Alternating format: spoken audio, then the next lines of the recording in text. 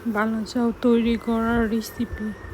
প্রথমে আপনারা বালা চাউ দিয়ে দিবেন গরম করার মধ্যে, তারপর নাড়াচাড়া করে একটু ভাজা ভাজা করে নেবেন। তারপর আস্তে আস্তে ভাজবেন। তারপর সরিষার তেল দিবেন।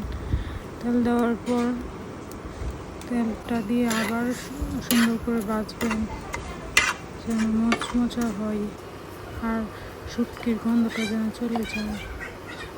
আর সাথে মরিচ দিয়ে দিবেন। আমাদের ঘরে কুটা মরিচ ছিল, এটাই দিয়ে দিচ্ছি।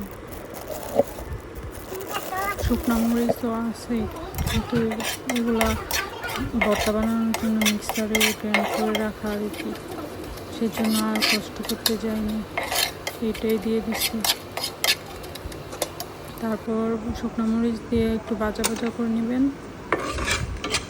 তারপর আগে পেঁয়াজ, বোম্বাই মরিচ, হালকা আর পুদিনা পাতা কুচি কুচি করে রাখা আছে, তো একটু লবণ দিয়ে তারপর একসাথে মেখে নেবেন।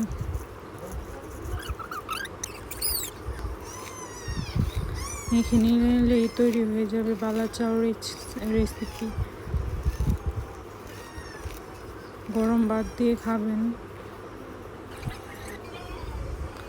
তারপর উপরে কয়েকটা গোলমরিচ, তারপর উপরে কয়েকটা মরিচ দিয়ে দিলাম। তারপর গরম ভাতের সাথে খাওয়া শুরু করলাম। মজাই লাগে, খেয়ে দেখতে পারেন।